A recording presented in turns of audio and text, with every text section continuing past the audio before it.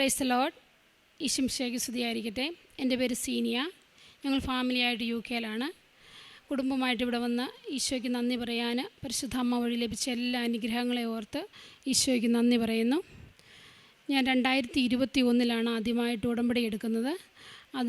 അത് കഴിഞ്ഞിട്ടുള്ള സാക്ഷ്യങ്ങൾ ഞാൻ ഇവിടെ എഴുതി സമർപ്പിച്ചതായിരുന്നു. 2022 UK-ലേക്ക് പോയപ്പോൾ OSCE എക്സാമിൻ്റെ വളരെ ടെൻഷനോടെയായിരുന്നു ഞങ്ങൾ പഠിച്ചിരുന്ന സമയത്ത്. ആ സമയത്ത് ഞാൻ ഈ പരിശുദ്ധ അമ്മയോട് പറഞ്ഞു 10 സ്റ്റേഷനുണ്ട്. അപ്പോൾ അമ്മയോട് ഞാൻ പറഞ്ഞു എനിക്ക് 2 സെറ്റ് ഓഫ് 10 സ്റ്റേഷൻ്റെ 2 സെറ്റ് ഞാൻ പഠിക്കുകയുള്ളൂ. അതിലേതെങ്കിലും ഒരെണ്ണം എനിക്ക് എക്സാമിന് തന്ന് എന്നെ അനുഗ്രഹിക്കണം എന്ന് പറഞ്ഞ് പ്രാർത്ഥിച്ചു. അതിൻ്റെ ഫലമായിട്ട് പരിശുദ്ധ അമ്മ അതിൽ ഒരു സെറ്റ് ഓഫ് എക്സാംസ് ആണ് എനിക്ക് തന്നത്.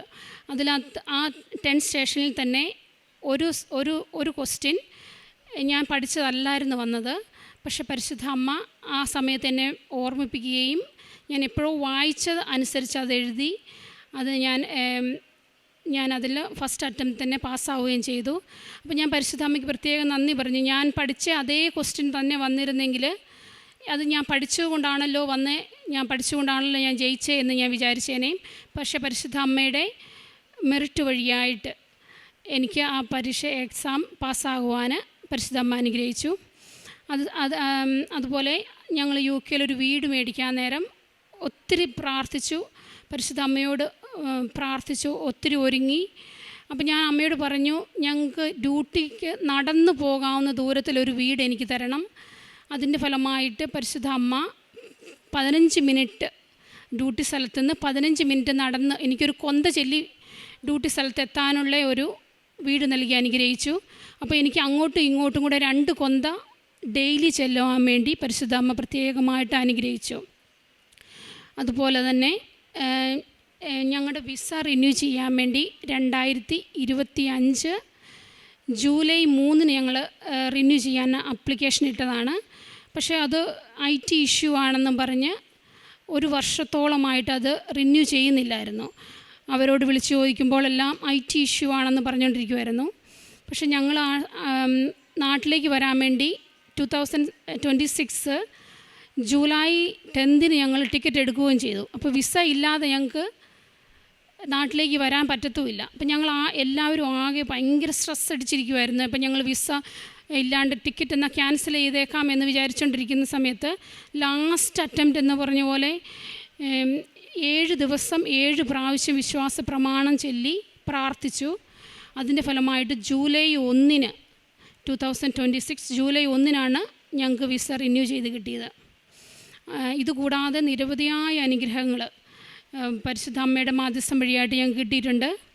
ഞങ്ങൾക്ക് ഉടമ്പടി നേർച്ച വസ്തുക്കളുടെ ഫലമായിട്ട് എൻ്റെ മകൾക്ക് അഡിനോയിഡിൻ്റെ രോഗം ഉണ്ടായിരുന്നു. ഈ മോൾക്ക് അഡിനോയിഡിൻ്റെ രോഗം ഉണ്ടായിരുന്നു. അപ്പം 3 മാസമായിട്ട് 3 മാസത്തേക്ക് ഹോമിയോ ട്രീറ്റ്മെൻറ്റ് നടത്തിക്കൊണ്ടിരിക്കുമായിരുന്നു. അതിൽ 1 മാസമായിട്ട് യാതൊരു കുറവും ഉണ്ടായില്ല.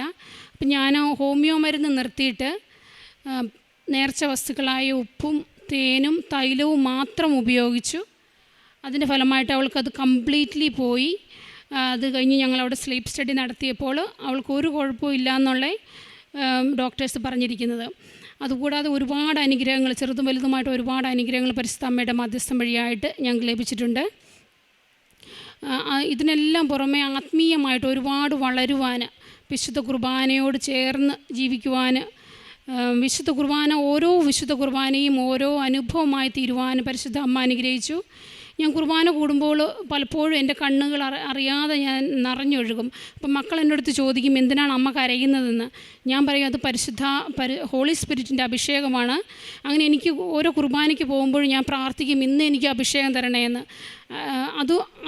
അതുപോലെ വളരുവാൻ എന്നെ അനുഗ്രഹിച്ചു.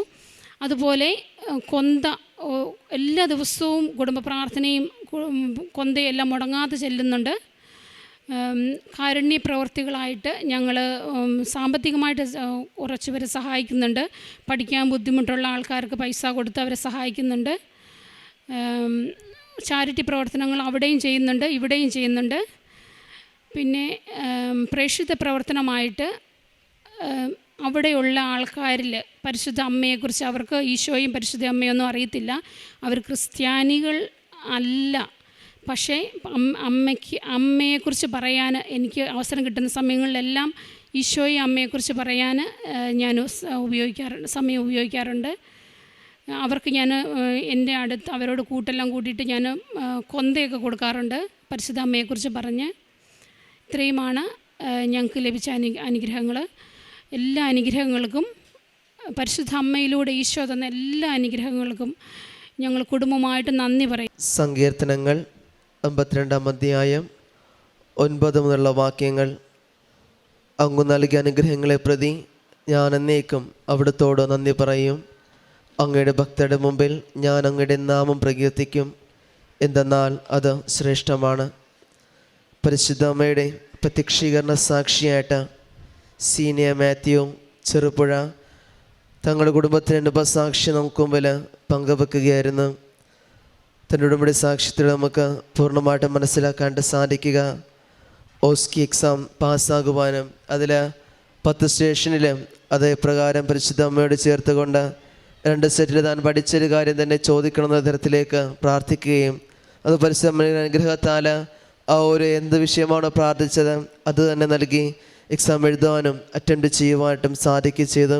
അതോടൊപ്പം തന്നെയാണെങ്കിലും തങ്ങളുടെ പ്രാർത്ഥനയിൽ എപ്പോഴും ഒരു വീട് കിട്ടണമെന്നുള്ളതായിരുന്നു. അന്നേരം വീടിനോടടുത്താണെങ്കിലും പ്രാർത്ഥിക്കുവാനാണെങ്കിലും ജോലി സ്ഥലത്തേക്ക് പോകുവാനായിട്ടുള്ളതാണെങ്കിലും കാര്യങ്ങൾ ക്രമീകരിച്ചുള്ളതായിരിക്കണം എന്നുള്ളൊരു പ്രാർത്ഥന നിയോഗം കൂടി ഉണ്ടായിരുന്നു. അത് പൂർണ്ണമായിട്ടും പരിശുദ്ധ അനുഗ്രഹത്താൽ വീട് ലഭിക്കുകയുണ്ടായി. വീട്ടിൽ നിന്ന് പോകുമ്പോൾ തിരിച്ചു വരുമ്പോഴും ആണെങ്കിലും ഒരു ജപമാല ചൊല്ലി പോകത്തക്ക ദൂരവും തിരിച്ചു വരുവാനുള്ള അനുഗ്രഹമാണ് ഈ കുടുംബത്തിന് പരിശുദ്ധമ്മ നൽകി അനുഗ്രഹിച്ചത്. അതേ തുടർന്നാണെങ്കിലും വിസ സംബന്ധമായ ഇഷ്യൂസ്, അത് IT ഇഷ്യൂസ് ആണെന്ന് പലതവണ പറഞ്ഞെങ്കിൽ അത് 1 വർഷത്തോളം നീണ്ടു പോവുകയാണ് ചെയ്തത്.